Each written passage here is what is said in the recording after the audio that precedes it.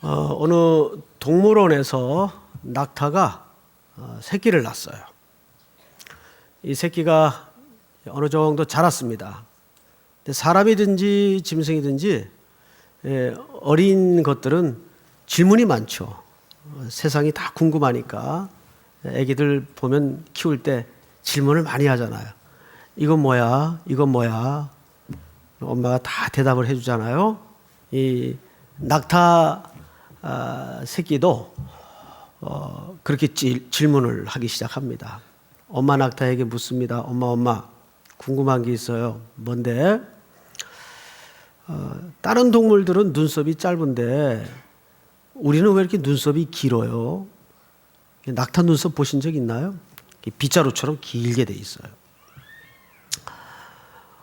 엄마가 대답을 합니다. 그건 다름이 아니고 이제 사막을 지날 때 모래 폭풍이라는 게 있단다.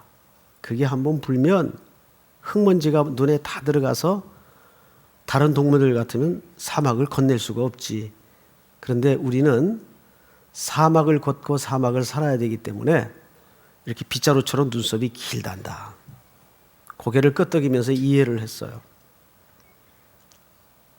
또 묻습니다. 엄마 또 하나 질문이 있어요. 뭔데? 우리 발은 왜 다른 동물과 달리 넓적하게 생겼죠? 그것도 이유가 있지. 사막은 푹신푹신해. 그래서 발이 잘 빠지거든. 그래서 다른 동물들은 사막을 걸을 수가 없단다.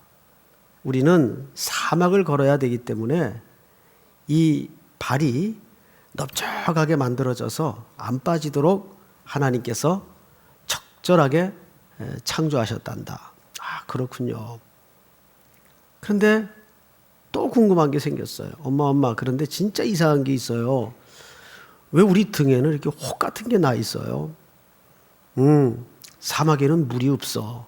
그래서 며칠씩 걸어도 물을 못 만날 때가 있는데 우리는 며칠씩 물을 안 먹어도 버틸 만한 물 창고가 바로 이 등에 있는 거란다. 끄떡끄떡거리면서 또 깨달았어요. 엄마, 진짜 마지막 질문인데 이상하잖아요. 그럼 왜 우리가 지금 동물원에 있죠? 자, 이것은 이제 찰스 스윈돌이라는 분이 그분의 책에 기록한 하나의 만들어진 예화일 겁니다. 이 질문은 오늘 이 시대를 살아가는 교회들이, 성도들이 들어야 될 굉장히 경각심이 담긴 질문이에요. 사도 바울이 지금 로마 교회 성도들을 향해서 이제 거의 편지가 끝나갑니다. 15장을 끝날 즈음에 로마 교회 성도들에게 아주 중요한 얘기를 하기 시작합니다. 오늘 바로 이 낙타의 대화 속에 담긴 의미와 똑같은 내용이에요. 당시 로마 교회는 외부적인 공격과 환란과 고생과 고난이 굉장히 많았어요. 그러다 보니까 자연스럽게 교회가 어떤 스타일로 바뀌었는가 하면 자기네들끼리 더 똘똘 뭉치고 자주 모이고 연대감을 가지게 되었어요. 그래서 코이노니아도 아주 견고하게 형성이 되어 있고 내적으로 하나님 말씀을 더 붙들고 뿐만 아니라 어떠한 외부의 공격에도 흔들릴 수 없는 비밀 모임을 자주 가졌습니다. 그래서 그들은 사도 바울이 오늘 14절 본문 첫 절에서 이렇게 칭찬을 해요. 내 형제들아, 너희가 스스로 선함이 가득하고 모든 지식이 차서 능히 서로 권하는 자임을 나도 확신하노라. 세 가지를 칭찬했죠. 너희가 참 선하더라. 그리고 자주 모이다 보니까 말씀 공부를 많이 해서 그런지 지식도 넘치더라. 그리고 무엇보다도 내가 확신하고 감사한 것은 너희들끼리 교제가 참 잘 이루어지더라. 근데 언제나 영화든지 소설이든지 처음이 좋게 나가면 끝이 늘 안 좋게 끝나요. 그게 이제 어법상 반전이라고 그러죠. 근데 오늘 15절에 이렇게 시작이 됩니다. 그렇게 칭찬을 척 해놓고 15절, 그러나 내가 너희로 다시 생각나게 하려고 하나님께서 내게 주신 은혜로 말미암아 더욱 담대히 대략 너에게 썼노니. 무슨 뜻이에요? 이것이 바로 어린 낙타의 질문이에요. 엄마, 왜 우리가 동물원에 있지? 그 뜻입니다. 말하자면 바울은 지금 그런 로마 교회 성도들에게 뾰족한 날을 세워서 이렇게 얘기하는 겁니다. 그런데 지금 뭐 하고 있니? 그 뜻입니다. 하나님께서 한 성도를 부르시고 피로 값주고 사셔서 교회를 이 땅에 설립할 때에는 그들끼리만의 리그의 심취에 있어서 교회를 유람선의 의미로만 부른 게 아니다, 그 뜻이에요. 교회라는 기능은 굉장히 복합적인 의미가 많이 담겨져 있어요. 물론 유람선의 개념도 있어요. 쉼과 교제와 즐거움과 기쁨이 공존해야 돼요. 근데 그것만 하면 이제 균형을 잃기 시작하는 겁니다. 로마 교회 성도들이 바로 그런 영적인 패턴과 분위기에 빠져가고 있었어요. 너희가 선하다, 지식도 많더라, 게다가 교제도 견고해서 연대감이 강렬하더라. 그런데 뭐 하고 있니? 그 뜻입니다. 엄마, 왜 우리가 그런데 동물원에 있죠? 눈썹도 발도 등도 사막을 살기에 합당히 지어졌다면 우리 지금 거기 있어야 되는 거 아니에요? 그 뜻이에요. 자, 그러면 사도 바울이 지금부터 사실은 하고 싶은 얘기를 마지막 기회로 로마 성도들에게 설명하는 거예요. 16절 볼까요? 이 은혜는 곧 나로 이방인을 위하여 그리스도 예수의 일꾼이 되어 하나님의 복음에 뭐를 하게 하사? 제사장 직분을 하게 하사. 제사장이 등장을 해요. 또 두 번째, 이방인을 뭘로 드리는 것이? 제물로 드리는 것이 성령 안에서 거룩하게 되어 받으실 만하게 하려 하심이라. 자, 저를 보세요. 두 가지 단어 꼭 기억해야 됩니다. 첫째, 제사장 직분을 하게 했다 그랬어요. 두 번째는 제물을 드려야 돼요. 자, 놀랍게도 이건 선교에 관한 이야기인데 사도 바울은 로마 성도들에게 이 선교에 관한 내용을 전부 뭘로 설명하냐 하면 제사로 설명을 합니다. 우리가 여름, 겨울 2달씩 1년에 총 넉 달을 이제 선교를 떠납니다. 지금도 한창 선교 중에 있죠. 내일은 이제 캄보디아로 이제 저도 가서 합류를 해야 돼요. 지난주는 이제 오사카에서 우리 청년들하고 같이 선교를 하면서 이제 은혜를 많이 나누었습니다. 우리가 이렇게 선교를 하는 게 뭐냐면 사도 바울의 설명에 의하면 하나의 커다란 예배라 그 말이. 이것이 하나의 커다란 제사라는 얘기예요. 여러분, 선교는 우리 3일교회만 갖고 있는 프로그램이나 강점이 되어서는 안 됩니다. 이것은 이 땅에 교회가 존재하는 본질적 이유이어야 합니다. 우리를 왜 부르셨느냐? 왜 불렀어요? 딱 적극적으로 대답을 하자면 우리를 선교를 하기 위해서 불렀어요. 믿습니까? 고린도후서 5장 17절에 보면 그런즉 누구든지 그리스도 안에 있으면 새로운 피조물이라 이전 것은 지나갔으니 보라 새 것이 되었도다. 그리고 18절을 주로 안 읽어요. 18절에 뭐라고 되어 있어요? 우리를 새로운 피조물로 삼으신 이유는 화목해 하는 직분을 맡기셨으니. 그 화목해 하는 직분이 뭡니까? 하나님을 알지 못하던 자들을 하나님 앞으로 안내하고 전도하고 선교하고 인도하는 역할입니다. 그걸 사도 바울은 여기서 뭐라 그랬냐면 이방인들을 하나님 앞에 뭘로 드린다고요?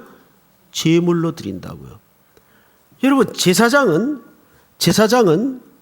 반드시 제사를 드릴 때 하나님 앞에 제물을 가지고 나가야 돼요. 바울이 이 얘기를 기가 막히게 멋지게 한 성경 구절이 하나 있는데 제가 외워드릴 테니까 들어보십시오.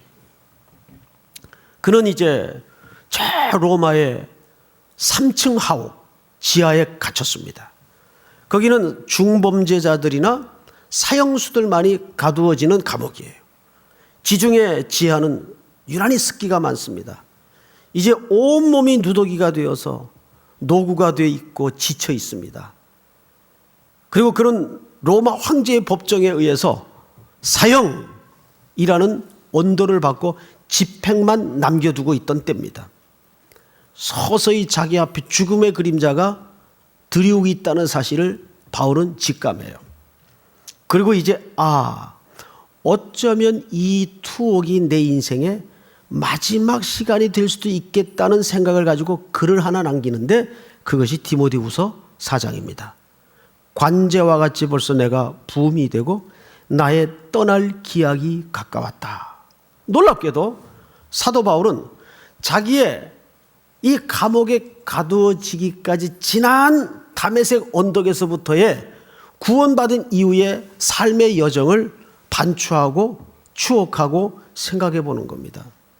그리고 그것을 딱 한 묶음에서 한 단어로 정의를 했는데 내 지난 복음의 선교의 여정은 관제, 제사와 같았다라는 표현을 써요. 다메섹 언덕에서 예수 그리스도를 핍박하고 그를 추종하는 세력들을 붙잡아다가 죽이고 가두기 위해서 영장을 발부받아 그는 저 시리아 국경선 끝까지 다메섹 언덕을 향해서 쫓아갑니다. 그러다가 그 언덕에서 초자연적인 빛 속에 부활의 주님을 만나게 돼요. 사울아 사울아 왜 나를 핍박하느냐. 혼비백산하여 그는 눈이 멀고 잠시 초자연적인 현상 속에 가두어지게 됩니다. 그로부터 그는 모든 가능했던 부귀영화를 다 뒤로 하고 분토처럼 여기고 배설물로 여기고 오로지 복음의 횃불 하나만을 높이 지켜둔 채 그는 로마가 세계를 정복하기 위해서 곳곳에 열어놓고 깔아놓았던 도로로 달리면서 40에 하나 감하는 매를 수없이 맞고 동족의 위험과 강의 위험과 헐벗고 줄이며 강도의 위험을 무릅쓰고 죽음을 사선을 수없이 넘나든 끝에 그는 지금 감옥에 갇혀져 있어요.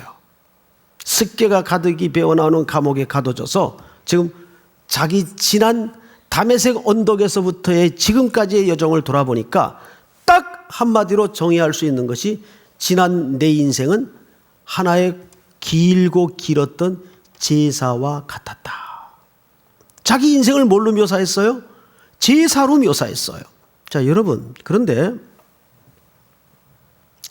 제사가 이루어지려면 세 가지 조건이 맞아야 됩니다. 첫째, 제물이 있어야 돼요. 둘째, 제사장이 있어야 돼요. 셋째, 제사 행위가 진행이 돼야 됩니다. 그래야 제사가 이루어집니다. 근데 이 세 가지 공통점이 뭐예요? 제사, 제물, 제사장. 이 세 가지 공통점이 뭘까요? 제자가 같은 건 아닐 거고. 이 세 가지 공통점이 뭘까요? 하나하나를 따져보면 딱 공통점이 나와요. 이 세 가지 공통점은 스스로를 위할 때는 가치가 발생하지 않는다는 겁니다. 제물도 고기 그대로 있을 때는 그냥 고기 덩어리예요. 그런데 이것이 누군가를 위해서 드려지고 쓰여질 때 제물이 됩니다. 제사장, 자연인으로 있을 땐 제사장이 아니에요. 그러나 하나님과 죄인 사이에 중재 역할을 위해 제사의 행위로 드려질 때 제사장이 됩니다. 제사 행위가 갖는 성격 마찬가지고. 그렇다면 이 세 가지는 이타적이 될 때 가치가 발생한다는 공통 분모가 생겨요. 바울이 왜 이 숨이 꺼져가는 마지막 시간에 자기 인생을 하나로 묶어서 지난 내 평생은 관제와 같았다라고 고백을 남기는 저희가 뭘까요? 이유는 하나입니다. 오 하나님, 감사합니다. 돌아보니 내 인생은 평생 밥 세 끼를 위해 헐떡이며 뛰었던 인생이 아니라 주께서 부르시는 영혼들을 위해서 얼마든지 작정한 땅끝의 영혼들을 위해서 온 인생이 누더기가 되도록까지 낡은 깃발처럼 되도록까지 이렇게 쓰임받은 것을 그는 딱 단어 하나로 감사히 정의하고 있는 겁니다. 관제와 같았다. 즉 내 전 인생을 돌아보니 하나님 앞에 길게 긴 시간을 통해 드려졌던 제사와 같았다. 그래서 오늘 사도 바울이 이 본문 속에서 뭘 설명하는 겁니까? 우리를 복음의 제사장이라고 소개합니다.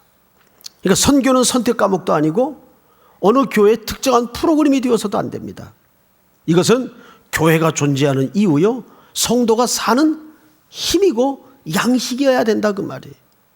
자, 오늘 이 밤에 주께서 너희 모든 수고를 쉬고 이제 오라, 우리를 소명하는 순간이 있을 수 있어요.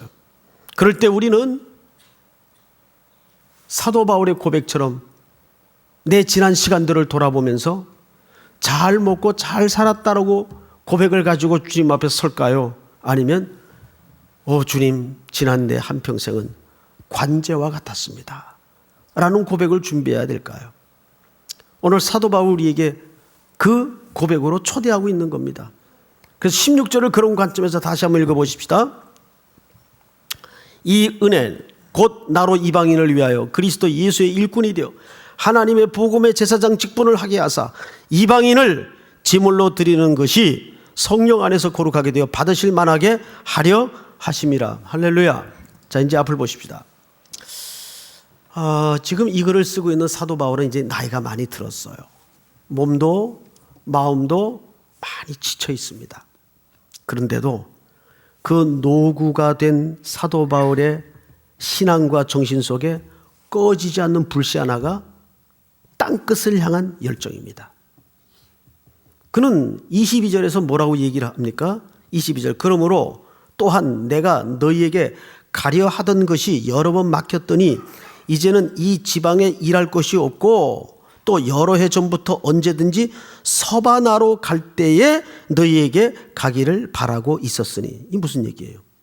사도 바울의 사실상 궁극적인 목적지는 어디입니까? 로마가 아니에요. 로마는 서바나를 갈 때 들러서 가는 그냥 정거장에 불과했습니다. 바울이 궁극적으로 가고자 했던 땅은 어디입니까? 서바나입니다. 로마 서쪽 편을 전부 서바나라 그래요. 거기에 어느 나라가 있죠? 지금으로 말하면 스페인이 있습니다. 그리고 그 아래는 포르투갈이 붙어 있죠. 자, 오늘 집에 가셔서 지도를 이렇게 열어놓고 한번 지중해 중심으로 지도를 한번 보십시오. 예루살렘에서 시작된 복음이 계속 서쪽으로 동진을 합니다. 서쪽으로 서진을 합니다. 그리고 이제 이 복음이 로마에까지 불이 붙었어요. 그리고 로마 다음이 어디냐 하면 바로 스페인이 붙어 있는 서바나 쪽입니다. 바로 오늘 이 서바나는 스페인을 얘기하는 거예요. 근데 왜 하필 스페인일까? 이 당시 제국의 중심, 문명의 중심은 로마예요. 우리 같으면 이제 이 정도 나이도 먹고 시니어급이 되었으면 몸도 마음도 좀 쉴 겸 문명의 중심에서 그저 이렇게 컨트롤이나 하고 현장에 가고 싶겠어요? 그런데 사도 바울이 로마는 거쳐가는 정거장에 불과하고 내가 서바나로 가야 되겠다. 근데 지도를 놓고 보면 그 당시 세계 사람들의 인식 속에는 서바나가 땅끝이었습니다. 그 다음엔 전부 다 바다거든요. 서바나는 그 당시 세계 사람들의 인식 속에 땅끝이에요. 자, 그렇다면 이 땅끝의 사명은 아직 우리에게 끝나지 않았어요. 우리 삼일교회가 여름마다 겨울마다 해외로 국내로 가는 정기적인 현장이 있습니다. 해외는 일본, 대만, 캄보디아, 미얀마입니다. 이게 전부 아시아존에 몰려 있어요. 근데 실질적으로 복음의 불모지가 아시아존에 다 몰려 있습니다. 뭐 여러 나라 거론할 것도 없이 중국 13억입니다.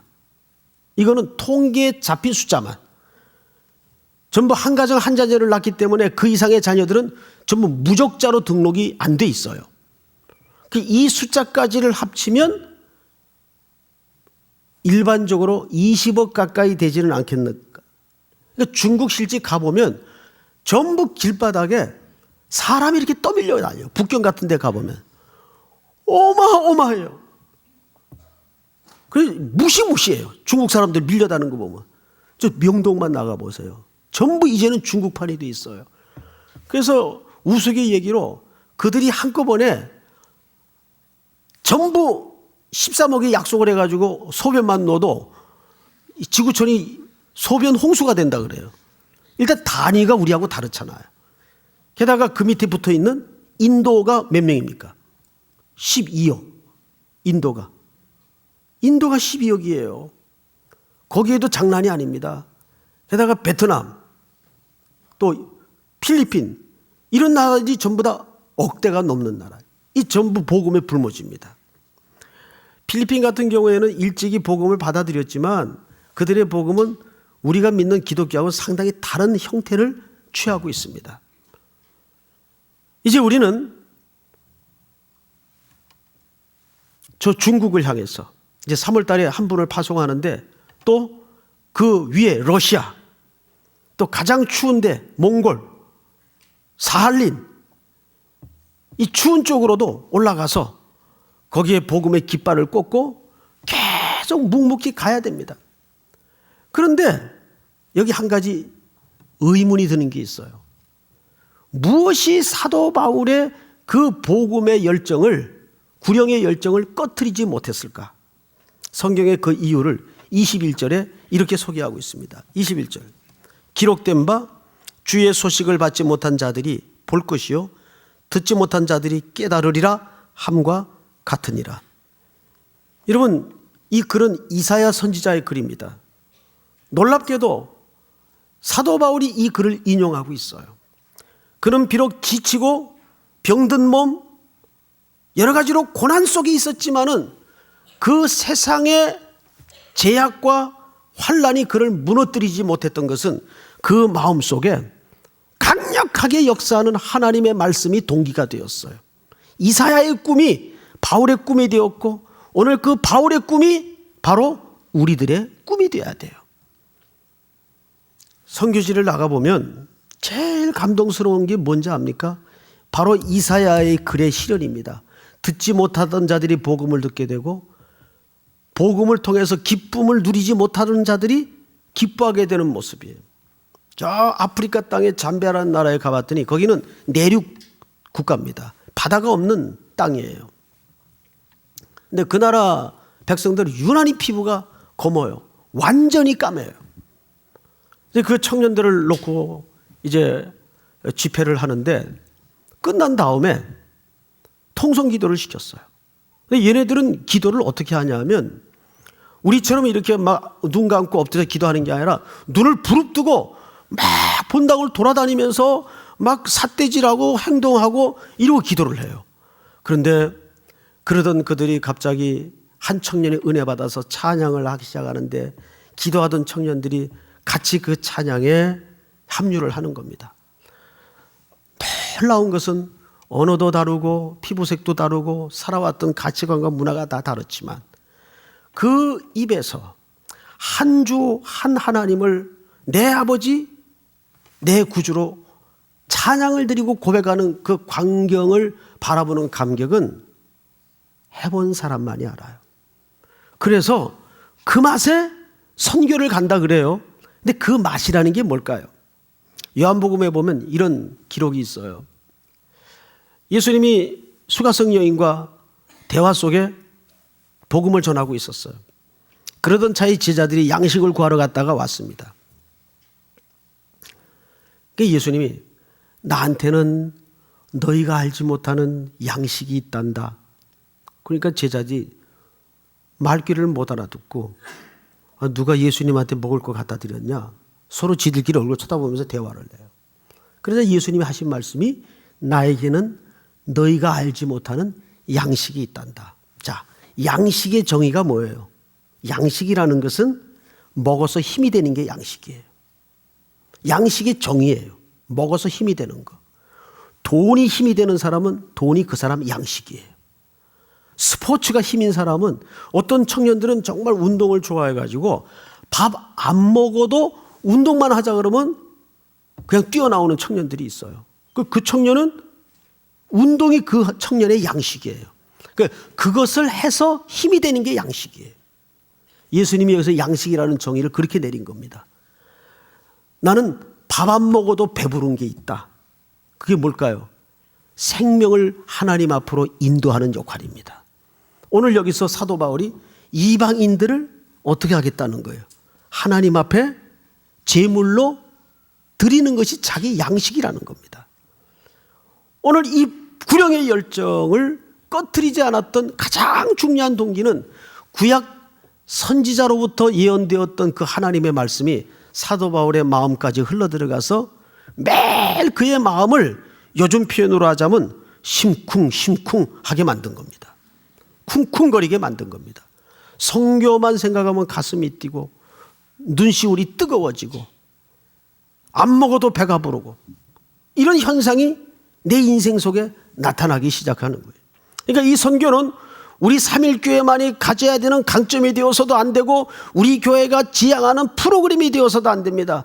교회가 존재하는 이유고 내가 하나님의 아들로 딸로 부름받은 존재 목적인 것입니다.